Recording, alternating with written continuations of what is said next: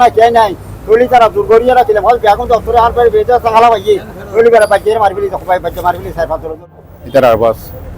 ওই সুরুদি হাইটি বলে হর গাদি মাঝি বলে হর আয় দেখি যে এখন দুজন দু জায়গা পরাত বান্ধিয়ে লিতে চিমিতে লাগবার বান্ধিয়ে লাগি তারা আবার তারা জোর করিয়ে হাত বাইয়ের ঘরের ডাগো দিতে কি ট্রেন লাগাইতে স্যার বলে বাইয়ে মানা করছি এখন চট্টগ্রামের হাটহাজারীতে বসতঘরের সীমানা সংক্রান্ত বিরোধের জেরে শফিউল আলম নামে ৬৪ বছর বয়সী এক ব্যক্তিকে কুপিয়ে হত্যার অভিযোগ উঠেছে। বুধবার ২৩ এপ্রিল বিকালের দিকে উপজেলার ধলই ইউনিয়নের ৯ নং ওয়ার্ডস্থ তিতাগাজীর বাড়িতে এই ঘটনা ঘটে। এই ঘটনায় গুরুতর আহত হয়েছে নিহত শফিউল আলমের ১৫ বছর বয়সী পুত্র রবিউল আলম। নিহত শফিউল আলম ওই এলাকার মৃত সুলতান আহমদের পুত্র। নিহতের ভাই জানান, বুধবার বিকালে শফিউল আলম তার সন্তান রবিউলকে নিয়ে নিজ ঘরের কাজ করছিলেন। একই বাড়ির মোহাম্মদ সেলিম ও তার পুত্র সজিবউদ্দিন হঠাৎ দেশীয় ধারালো অস্ত্র দিয়ে শফিউল আলম সহ তার সন্তান রবিউলকে কুপিয়ে গুরুতর আহত করে পালিয়ে যায়। পরে আশপাশের লোকজন ছুটে এসে গুরুতর আহতদের উদ্ধার করে হাটহাজারী উপজেলা স্বাস্থ্য কমপ্লেক্সে নিয়ে গেলে কর্তব্যরত চিকিৎসক শফিউল আলমকে মৃত ঘোষণা করে এবং পুত্র রবিউল আলমের আঘাত গুরুতর হওয়ায় তাকে প্রাথমিক চিকিৎসা দিয়ে উন্নত চিকিৎসার জন্য চট্টগ্রাম মেডিকেল কলেজ হাসপাতালে প্রেরণ করা হয়।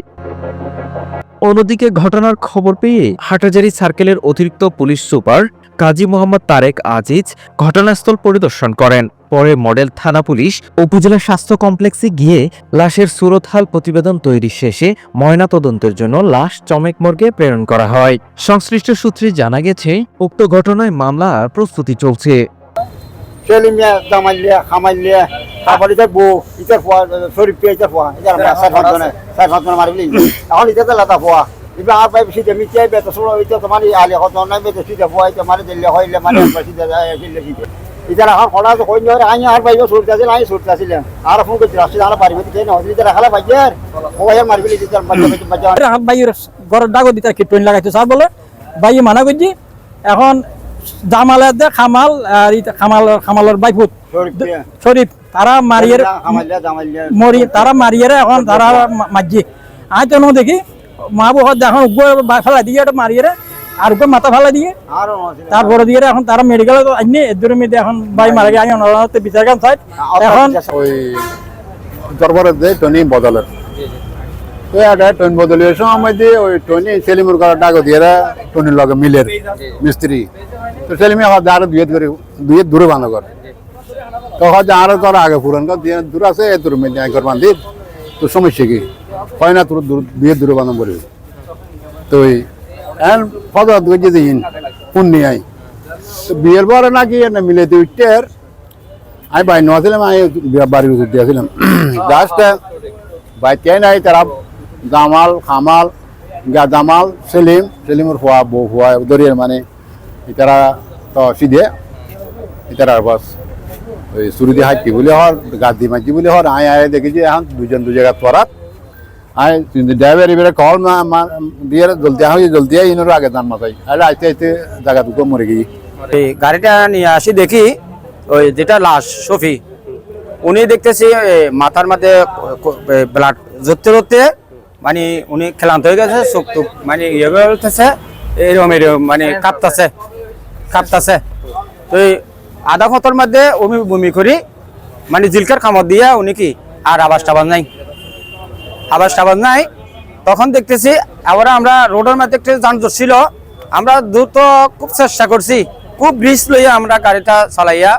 এই স্বাস্থ্য কমপ্লেক্সে আনলাম আনানোর পরে ওনাকে ডুগাইতে পারতেছি না মানে ওনার আর ইয়া নাই শেষ নাই মানে মনে হয় রু নাই তো ডাক্তারকে ওই ছেলেটা ঢুকাইলাম ছেলেটা ঢুকাই দেখতেছি ছেলেটা মানে ওই মানে খেসুনি হয়ে গেছে ছেলেটা শুধু মাথার একটা কূপ দেখছি মাথার কূপে মাথাটা ওই মানে ইয়ে হয়ে গেছে এখানে মানে অচলে গেছে ডাক্তারে বলতেছে এটার মানে ওর দ্রুত এটা সিটেক মেডিকেলের আওতায় নিয়ে যাও অ্যাম্বুলেন্স ডাকো আমরা অ্যাম্বুলেন্সের জন্য পাগলে গেছি একটা অ্যাম্বুলেন্স পাই নাই ৮০০০-তে শেষে আমার আবার সিএনজিতে উড়াইয়া এখানে মুসলিম হোটেলের এখানে আনি, আবার নাজিরাটের একটা অ্যাম্বুলেন্স খালি চলে যায়, ওনাকে মানে বুঝাই বলি এটা এই রুগীটা একটু সিটে মেডিকেল নিয়ে যাও, আমার এটা মানে আশঙ্কাজনক। তো উনি কথাটা রাখছে, আল্লাহ রহমত করক তারে।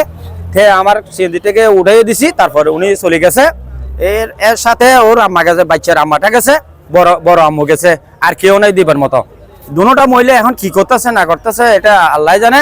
এখন এটা লইয়া আমরা এখানে আছি।